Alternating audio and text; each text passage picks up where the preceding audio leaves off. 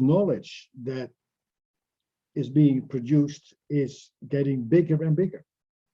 And all these researchers and other people involved in this sector, they are looking for outlets for their written work, whether it are books or reports or chapters or articles or blogs or what have you.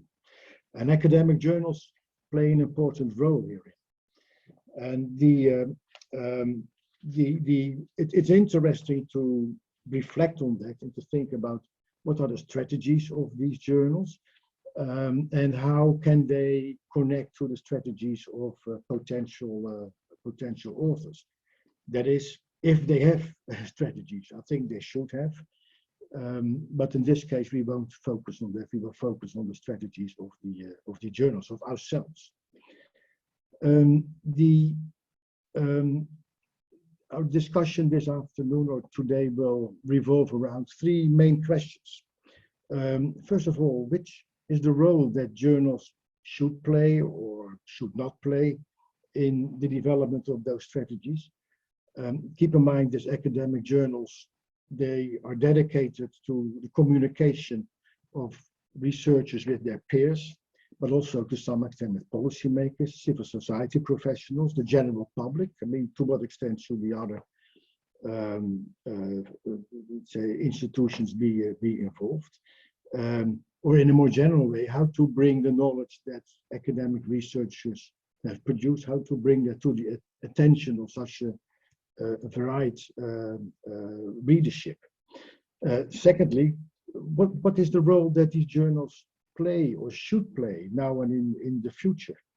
Should they become more general, or is it actually much better to be involved in specialized, interdisciplinary or multidisciplinary journals?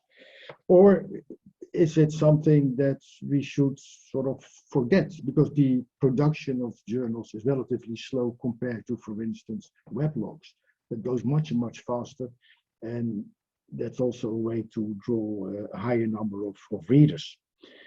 And finally, a very general question: what are the policies that journals should pursue to continue what they are doing, or maybe to do something new?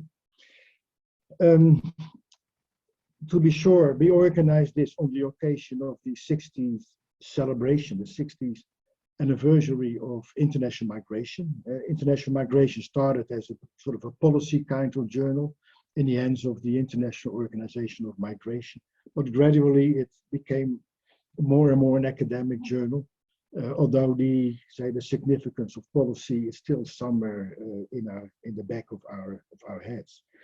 The issues that we will discuss today have already been addressed in a number of commentaries that are available on the website of International Migration.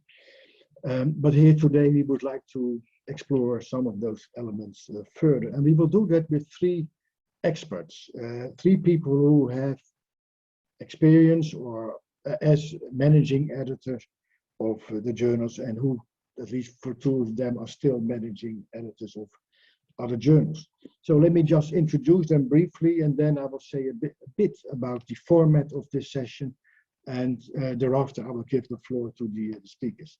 The first speaker will be Professor Anna Triandafiliou, who is the Canadian Excellence Chair in Migration and Integration at Ryerson Institute in Toronto, and she's the editor of the Journal of Immigrant and Refugee Studies. The second speaker is Dr. Howard Duncan. He's at Carleton University. He is the former managing editor of International Migration, and he is one of the chair emeritus of Metropolis International, which is another organization that tries to liaison between academics and well, the rest of the world, so to speak. And finally, there's Professor Elena Fidian-Kazmieh, Professor of Migration and Refugee Studies in the University College of London, and the editor of Migration and Society. Each of them will get 8 minutes, 9 minutes to sort of highlight elements of the problematique of this afternoon. To be sure, those presentations will be recorded, and after this session, they will be made available on the website of MiReKoc, so you can download it and view it again if you wish. But for those who are interested, we will give the opportunity to ask questions. To be sure, the microphone will not be opened for the audience here. Please insert your question in the Q&A box in the bottom. That will be opened very soon. Well, the entire event will last for 60, maybe 65 minutes at most. And then we will wrap it up and say goodbye. So much for me now. So let's give the floor to our first speaker, Professor Anna Triandafiliou, please. Thank you very much, Jan. Thank you all for organizing this. Indeed, it is a timely discussion to have. And well, congratulations to the International Migration Journal for getting of age at 60. As Jan said, I am the editor of the Journal of Immigrant and Refugee Studies, and I'd like to make some reflections in relation to my experience. I have been the editor-in-chief of this journal since 2013. And I want to say that the journal has a particular history, as it was started as mostly a social work journal, and it was actually, I think, reflecting a particular experience and interest in North America of people working in the so-called settlement or integration or asylum, seeker assistance sector, in reflecting on their own practice, reflecting on trends, and hence it was also from a disciplinary perspective located in between social work, social psychology, cognitive psychology.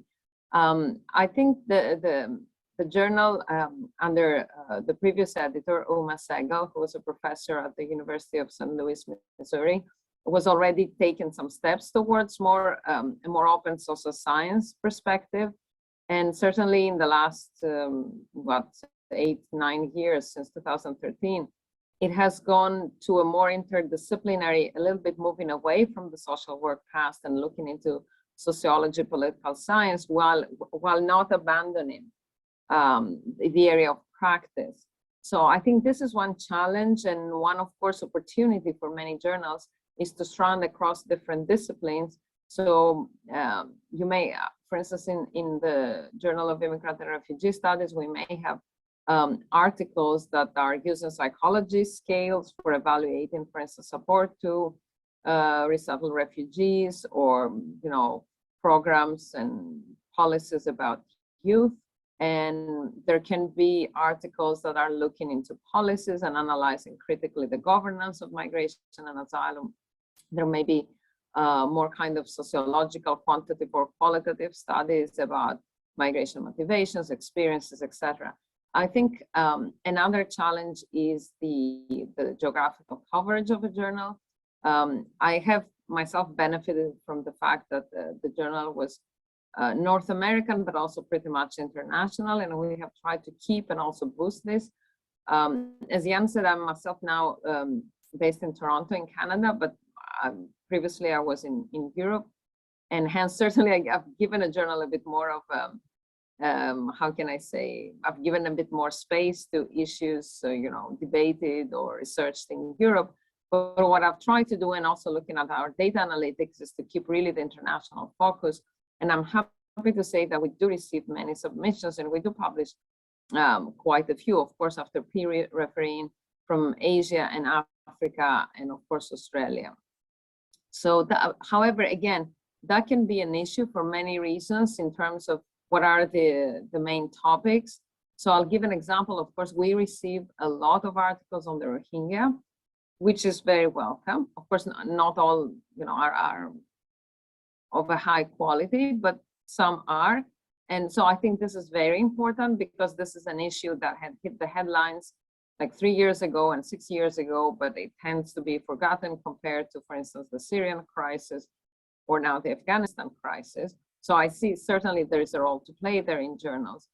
At the same time, I can tell you, for instance, we are receiving a lot of articles related to the Syrian crisis, and particularly what happens in Turkey.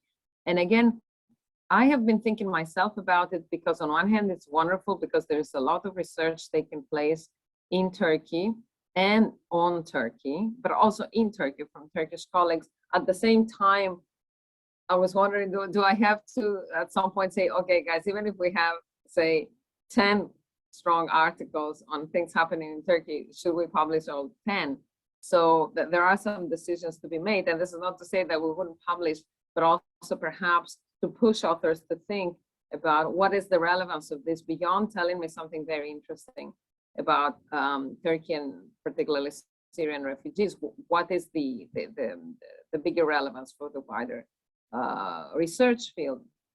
Another issue I think there is also how we can have a role in capacity building. I think we have discussed this sometimes at workshops, but there are also, how can I say, different academic cultures and different, unstated expectations about how a reviewer should write the review, what they should comment upon. And this is also something that we're looking at, and certainly digital technology facilitates this, to not only have authors from outside Europe and North America, but also have reviewers. And if some things of this nomenclature of how you do a review, how you submit it, how you evaluate, so being neither too lenient nor too harsh on an article is something that sometimes we need to do more about. Last but not least, I think, of course, a challenge that, as Jan was also outlining, is how can research be relevant beyond the researchers, strictly speaking, and have an impact towards other stakeholders. We all know that, for instance, policymakers, but also civil society organizations or international organizations, experts may not have the time to read, a full-fledged articles of like 8,000 words, say 15 densely written pages. On one hand, I'm inclined to say that we shouldn't, there is one role to be played by academic journals, and this is academic research. We're not producing policy briefs or media briefs. On the other hand, perhaps there is scope with experimenting with some tools. And I remember a colleague of mine that had, for instance, some funding in her project to do a visual abstract. So in our co-authored article, we also did not just a normal abstract, but a visual abstract. Of course, that's really an extra small piece of work, because how you have to collaborate with a graphic designer, usually a web graphic designer, to create this. It's not just like, half an hour, 1 hour thing, I write a different paragraph. But that could be an issue, or the extent to which, and I think international migration, for instance, has been experimenting with this. At the JIRS, we haven't done it, to sometimes, not always, but sometimes match some blogs with some articles to, get the word out and attract more readership. And certainly there's something there. And in terms of also, I think sometimes in the effort of people to be published, sometimes they may overdo it in terms of the policy relevance of their work. And I'm always mindful as an editor to say, okay, but we need here, it's not just describing and criticizing a policy, it's about telling us something conceptual or analytical about it. And sometimes you can have great articles that tell you all you wanted to know about a case study, but they fail to make the connection with other studies. So these are some reflections, and I look forward to Hard and Elena's contributions. Well, thank you very much. And your points are well taken, especially about the capacity building. That's something that other journals are also thinking about, although it's an extra task that needs to be accomplished. The geographical coverage, I'm sure that we will get back on that hereafter. Howard Duncan, may I invite you to say a few words? Sure, thank you, Jan. Next 8 minutes are yours. And congratulations to the journal for its 60th birthday. This is terrific. The issue that I'll focus on is that of policy relevance. And I will focus on that because over the last good 25 years, as social scientists have been urged by funders to demonstrate the utility of their work for society. And that's usually understood as the utility of their work for people in policy who will then translate that work into measures to strengthen a society in whatever way. I can remember talking about this at a conference 25 years ago at the American Sociological Association. So it's an old issue, and the challenge has always been, as Anna has already alluded to convince people in policy to actually read academic work. Because, of course, they have difficulty managing time. They tend to be extremely busy. They tend to be very reactive, and they tend to want information right now. Whereas academics, when they publish, it's a matter of great care. The research takes a long time, the writing takes a long time, and then the publishing process, the reviewing and so on, takes a long time. So the question then is how to convince policy officials to want to read academic work. So I'll say a couple of things about content, I'll say a couple of things about marketing, and then I'll turn to just some final words on the difference between academic writing and writing that comes out of think tanks. So with respect to the content of academic articles, this is where relevance really comes in. Are the articles about something that policymakers care about? And I can't go into very much detail, but there is a question of what counts as relevance.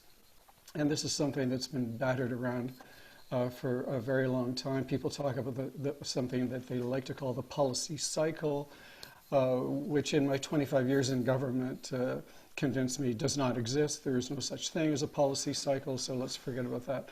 But the question of relevance, to a large extent, has to do with the content of the academic articles. And I'll make just a very crude distinction between articles that tend to be theoretical and articles that are tending more towards being empirical studies. And my time in government made it very, very clear that what policy officials want are empirical studies, not theoretical studies. Theory matters very little to them in the short run. It may matter over the long run. Critical race theory 20 years ago, nobody cared about it in government. But of course, now it's part of government life in many countries. So there's this general preference for empirical work, both qualitative and quantitative, but I think a lot of policymakers prefer statistical work because they can then take the statistics and ornament their policies with these statistics.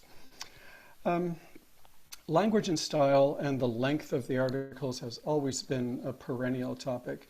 And if you think about style, this is a tough one. I don't know what academic journals should do about this, but the kind of journals that get a lot of readership amongst policy officials come out of think tanks. So for example, the Council on Foreign Relations in Washington has a publication called Foreign Affairs. People in government read it all the time, but the style of writing is vastly different from what you get in a standard academic journal. They're more conversational. They're very intelligent, they're very well researched, but they're more conversational. They do not have citations, they do not have bibliographies. And similarly for articles that appear in, say, Foreign Policy magazine, and I often in the migration field like to point to what comes out of the Migration Policy Institute, which is a think tank as opposed to an academic institute. And as well, their articles tend to be very easy to read. They're very well researched, but they wear the research very lightly. So this is another aspect of content that I think is important for those journals, academic journals, that want to be read by people in policy. And this ultimately comes down to editorial policy of the journal. What kind of articles do you want? What kind of articles do you ask your authors to submit? And you can state this in your policy. You can, every so often send out broadcast emails all over the world saying we're looking for this kind of article. That can all be done. But it is a matter of editorial policy. So, and to a certain extent, that comes down to the identity of the journal. What does the journal want to be? So let's turn briefly to marketing. Publishers try to market their journals, but they tend to market academic journals to university libraries. In my experience with academic journals, it's tough to convince a publisher to market to governments because they just don't see any subscriptions coming out of there, especially now that many governments have eliminated their in-house libraries in favor of simply online resources. So two specific things, two specific suggestions. Anna, you referred to or maybe it was you, Jan, referred to the policy implication issue that has long been involved here. Most academic authors don't do this well. In my experience with international migration, it tended to be just a paragraph at the end where they essentially say, my findings should be relevant to policy and policymakers should read them, and that's about it. This is not an easy thing if you don't have a lot of government experience. So there needs to be, if a journal wants to be relevant to policy or to be read by a policy audience, that has to be done better than it tends to be. Now, that's an opposite problem to what you had, Anna, but we can talk about that perhaps later. The other suggestion I would like to make with respect to marketing has to do with abstracts. Abstracts can be used as a marketing device in the sense that a lot of people will read an abstract and then decide on that basis whether or not to read the article. If you're in policy and you read an abstract that says that let me be more specific. If the abstract includes the main conclusions, includes the main findings, includes policy implications, I know we're talking 150 words, but if those 150 words can encapsulate the main findings and anything having to do with policy implications, that in itself could serve as a marketing device for an article. It could, if the journal is able to get policymakers to read abstracts, then a well-written abstract could serve to entice readers to actually read the entire article. So just a couple of things about marketing there. So use abstracts in the same way that a think tank would use an executive summary of an article. Think of the abstract as serving the same purpose as an executive summary. So the last thing I want to do is, since I'm just about out of time, is distinguish think tanks from journals, from academic journals. And a think tank, unlike an academic journal, has as its main purpose to influence policy. That's what think tanks are for. They're not primarily research institutes, they are policy influencers. And so the question arises for me of the extent to which an academic journal ought to think of itself as a policy influencer. And I think this is a very difficult line to walk along, because primarily, and Anna, you mentioned this, academic journals are principally designed to push the frontiers of knowledge, to get research findings out there so that other researchers can not only read them but can validate them through their own studies, can confirm or falsify what others have written. And policy impact is secondary.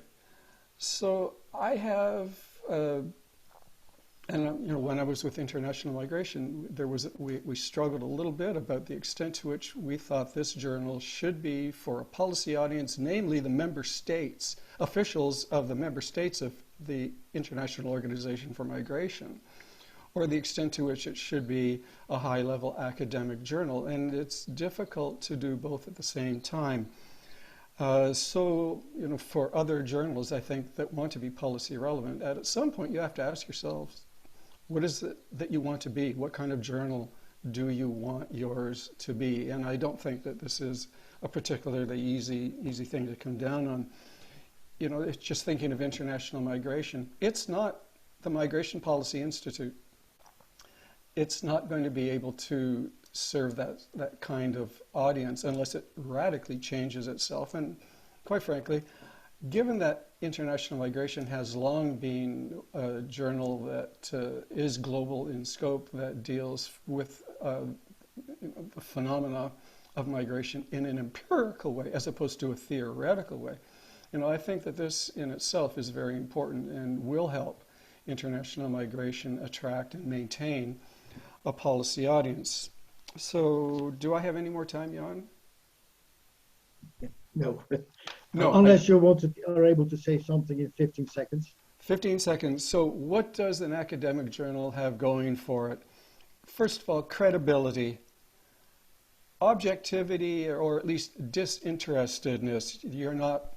You don't take political positions, and academics find new information. They expose new challenges for policy.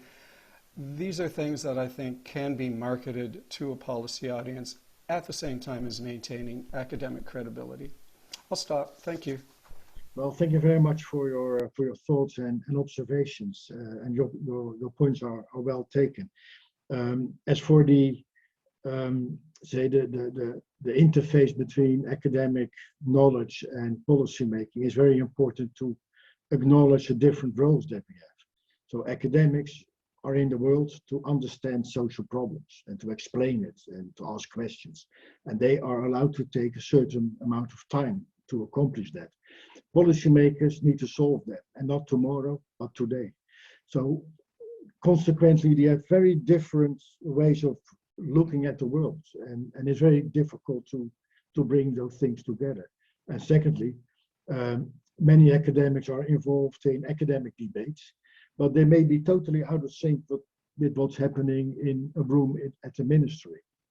And so those are things that are relevant for the sort of decisions and positions that we as journal editors take. And thanks also, and the same also for you, Anna, for your congratulations. 60 years, suddenly now I'm getting older, I don't find it very old anymore. I don't know what it is. To be sure, before we give the floor to our final speaker, keep in mind that you as the audience are welcome to ask questions. At the bottom of your screen, there is an entry called Q&A. So just go there and type your question or your comments as briefly as possible, because we have to deal with many things here. So it needs to be manageable. So, but that's the location where you could enter your questions. And now I give the floor to our final speaker, Elena Filian Kazmia. Please, the floor is yours. Thank you, Jan, and just to echo Anna and Howard's congratulations to the journal, and thanks for inviting me to speak. I'm one of the co-editors of Migration and Society alongside my colleague, Professor Mitterberg, and together we have been very committed to identifying caring ways of engaging with critical questions relating to migration and society, with attention to the long histories and wide-ranging geographies and multiple directionalities of different forms of migration, and the need to engage critically with the different forms of knowledge production and knowledge dissemination processes which have underpinned different forms of migration studies and interactions with different audiences throughout those processes. We are an annual journal, so we do not face the similar forms of challenges that different journals face in terms of managing the production of multiple issues in one given year. We combine general research articles in conjunction with special themed sections, which gives us, as Howard has been indicating, editorial prerogative in identifying themes that we feel are particularly important to be discussed, and to be able to invite submissions to address those themes, in addition to receiving proposals for themed sections from guest editors around the world. And we have indeed, as a journal, been very committed to transcending the Euro-centric nature and bias of much migration studies, which has been so widely acknowledged throughout the literature and which has such far-reaching implications for the ways in which knowledge feeds into, particular forms of knowledge feeds into political and practice and policy debates around the world. So with that in mind, we're very happy over the past 5 issues to be able to host contributions, whether they're independent research articles or co-edited, guest-edited special theme sections, which address some of these questions from different geographical, empirical, and theoretical standpoints.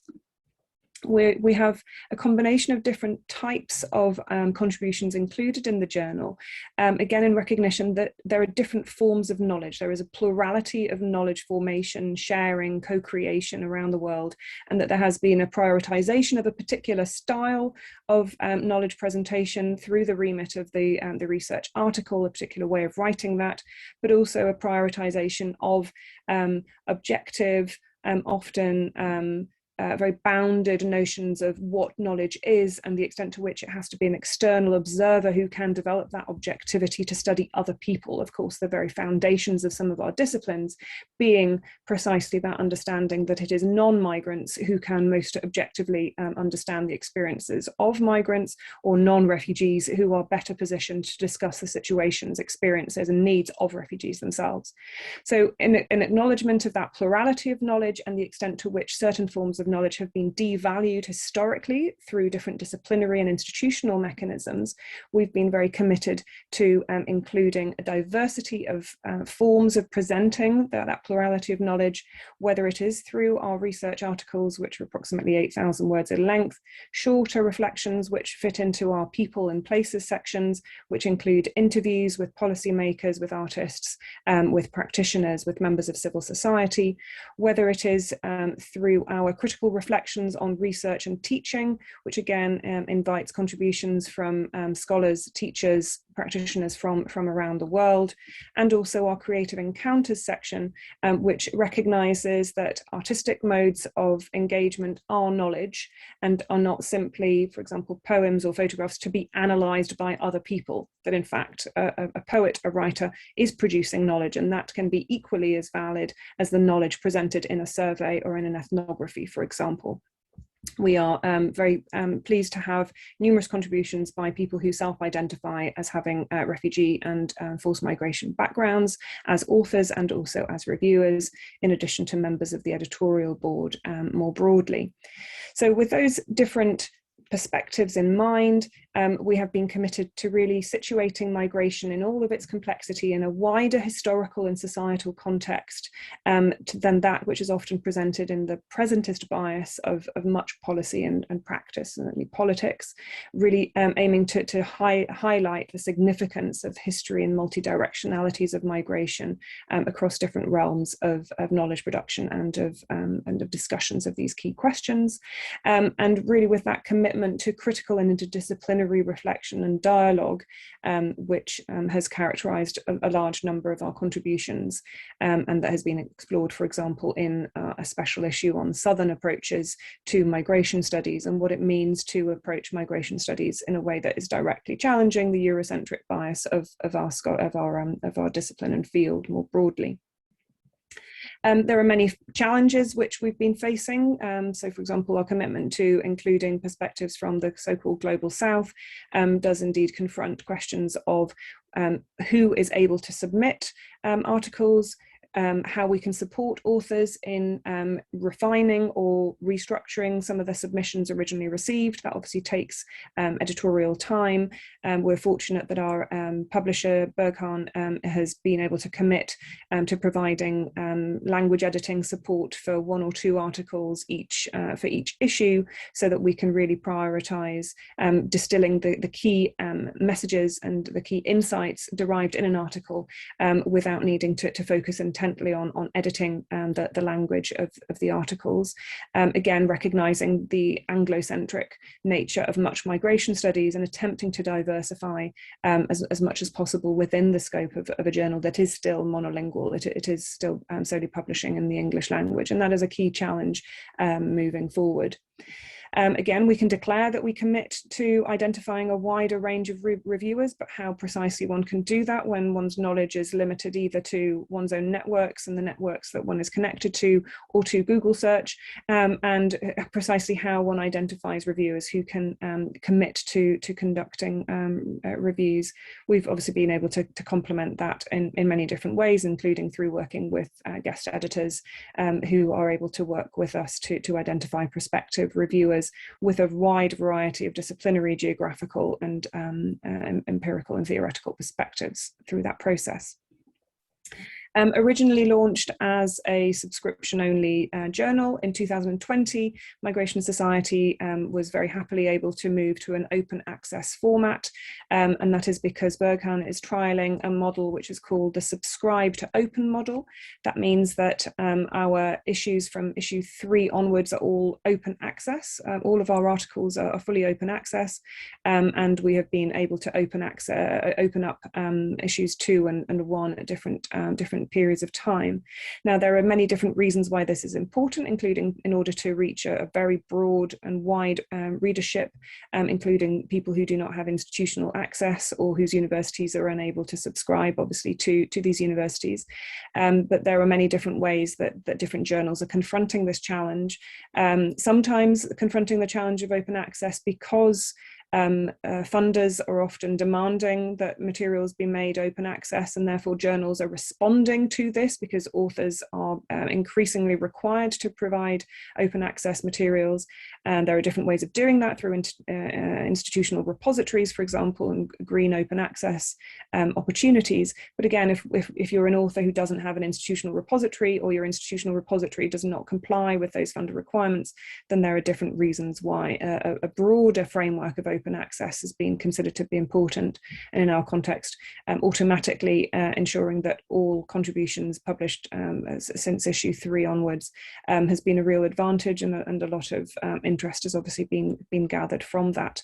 We are a relatively young journal, so it's also wonderful to hear from colleagues the different journeys that you've all gone through, and to be able to learn precisely from those experiences as we find our relative and respective paths and how they intersect in different ways with the different people that we conduct research with and for, including in particular people who have themselves experienced migration and the different discriminatory processes and structures that frame their experiences and constitute their vulnerabilities across time and space. So thank you again for inviting me, and I look forward to the Q&A and the broader discussions. Well, thank you very much for your insights. I was particularly intrigued with the idea to explore different forms of communication. I mean, there is a standard 8,000 words paper, which seems to work for a particular type of research or a particular type of author, but there are many other forms of communicating. I was only puzzled a bit about the, let's say, artistic impression, so how that would help to convey information that is immediately usable. But maybe you want to reflect on that later. And I'm glad you also mentioned the dominance of the English language in our field. And it's not just that we all have to make an effort to master that language, otherwise we are out of the field. But that language is embedded in a particular, say, environment in which particular concepts are very normal, which are not self-evident for other contexts. And that is what often is forgotten. And it also makes it difficult to transfer concepts from one country, one society to the other. Yeah. Anyway, so, well, thank you very much for your presentations. We will now open the floor for questions.